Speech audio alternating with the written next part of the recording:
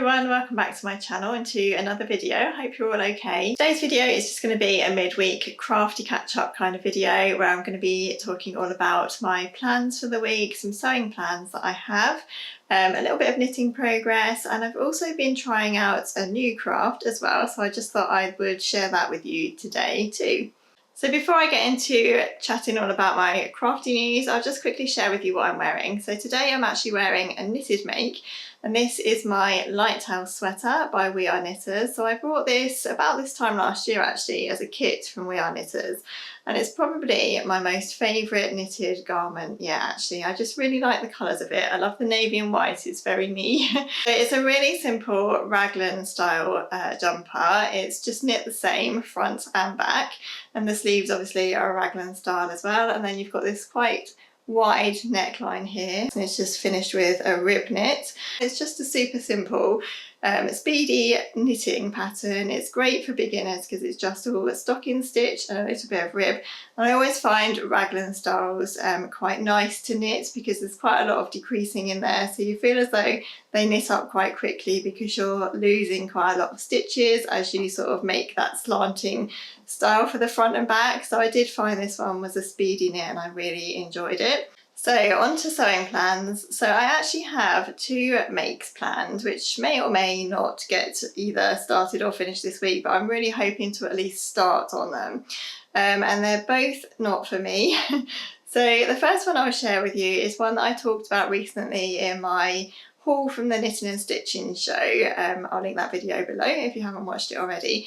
But you might remember if you watched that video that I picked up a lovely pattern there which I wanted to sew up for my mum, and it was this one here. This is the Triple Tuck Smock by So Different. So Different are actually a new pattern company to me. I've not made any of their sewing patterns before, but they had a lovely stand at the knitting and stitching show, and we were really taken by this pattern, which had been sewn up in a really lovely green needle cord on their stand, and it just looked really lovely, and my mum really liked it, and I offered to make it for her.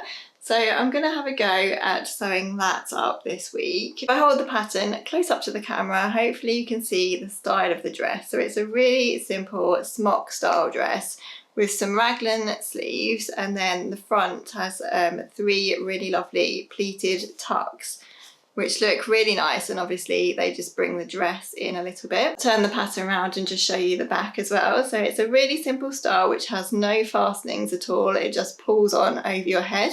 It's finished with a facing, I think, at the neckline, and then it has short sleeves. And I think the idea with this style of dress is that you can wear it over things in the winter time, so like a long sleeve t-shirt or a polo neck or something like that, and that would look really nice with tights and boots, and it would be really cosy and a nice cosy look for autumn or winter time.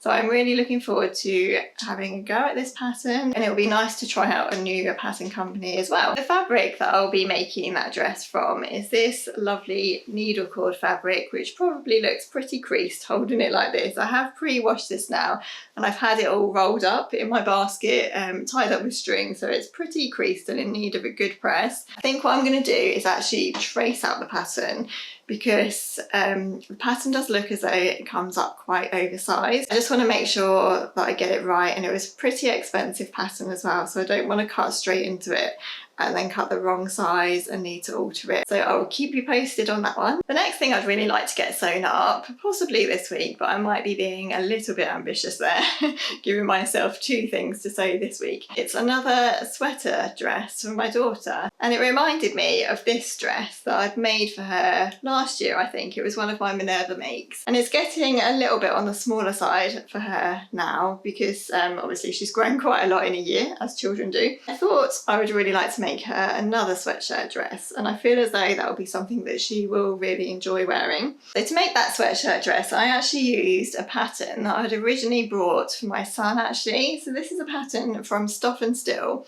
So I don't know if you've ever looked at the patterns on the Stuff and Still website.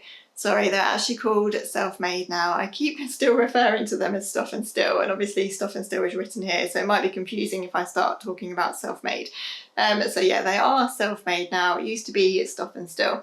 But anyway, their patterns are really worth looking at, especially for children, because they're super cheap.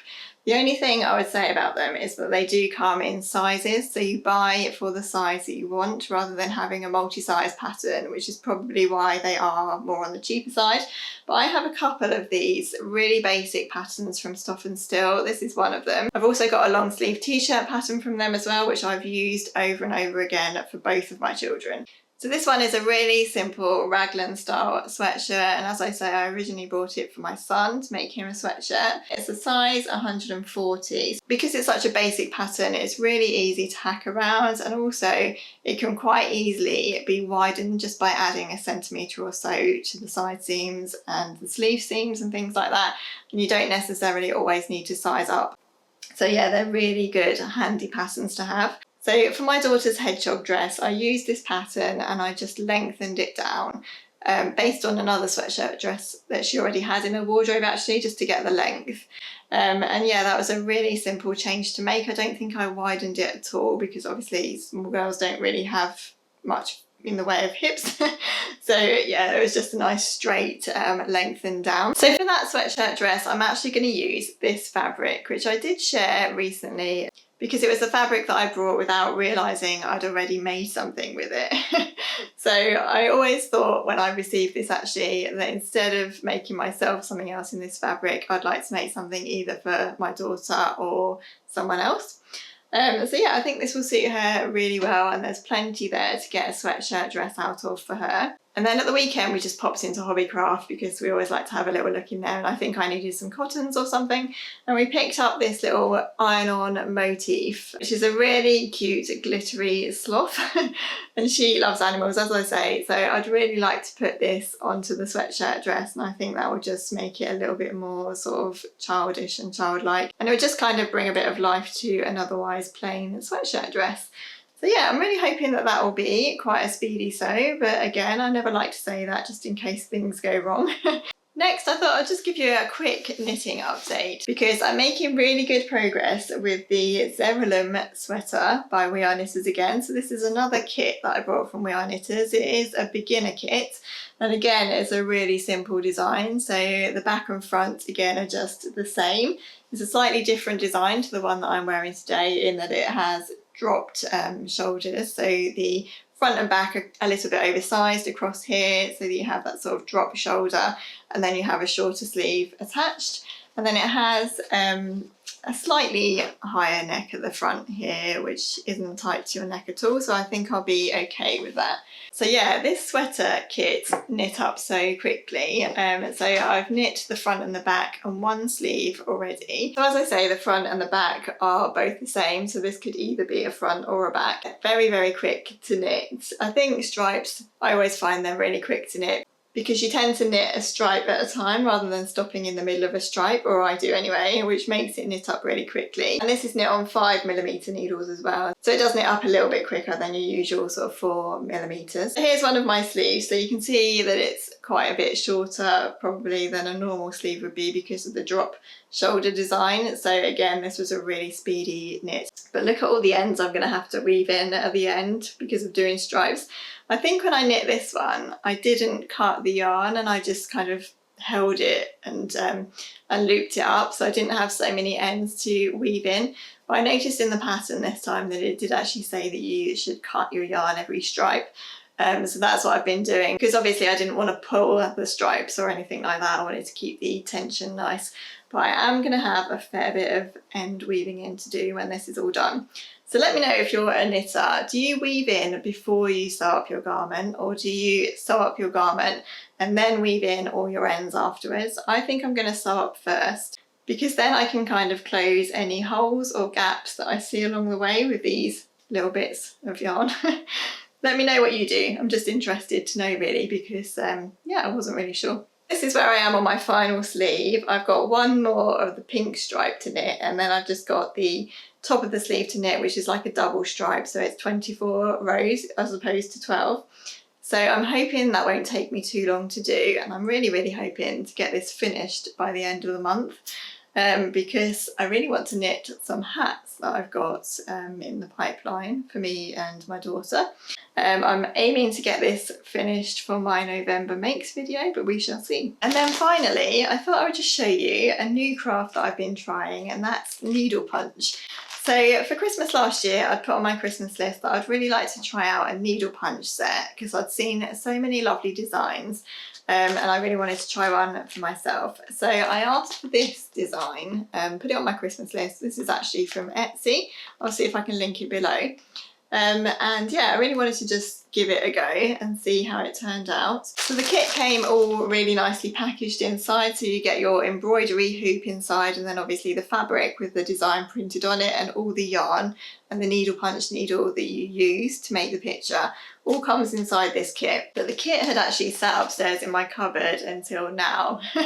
So I certainly hadn't sort of put any kind of speed on getting this project tried, and I'm a bit like that really if I don't know what I'm doing, and if it is something new to me I do tend to put it off.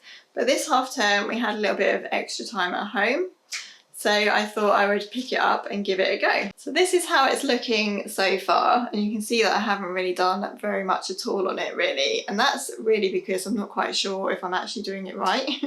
I watched a couple of YouTube videos to help me understand quite how to do this, because the instructions included in this pattern are a little vague, let's say, and I think I'm doing it right. I don't think I'm doing it very neatly. So what you do is you have this really funny looking needle here, and you have to thread it in a certain way so that your yarn comes right through the needle, and then you kind of punch in and out of this fabric. This is like a cross stitch type fabric. So you go in and out of the holes with your yarn, and then you create this kind of looping texture with your wool. So I think I'm doing it right. I'm not quite sure. It certainly didn't come natural to me, but I would really like to continue with this and get it done. I think it would look really nice in my daughter's bedroom. The colours in it are really pretty with the greens and pinks and things, so I must get on with that. If you are a needle puncher, let me know what you think of what I've done so far and whether or not you think I'm doing it right. But yeah, I thought I would just show you that because it's another kind of yarn craft. If I do get it finished, then of course I'll share it with you in an upcoming makes video, but yeah, that's another nice one to try. So I think that's everything I have to catch you up on this week. Thanks so much for watching. I'd love you to consider subscribing to my channel if you haven't already, and if you have enjoyed the video, please do give it a like, because that does help me out here on YouTube. I'd love to hear from you in the comments as well. Let me know what your crafty plans are for this week. I'd love to know. Take care everyone. I'll be back on Sunday at 8 AM for another video, and I'll look forward to seeing you then. Bye.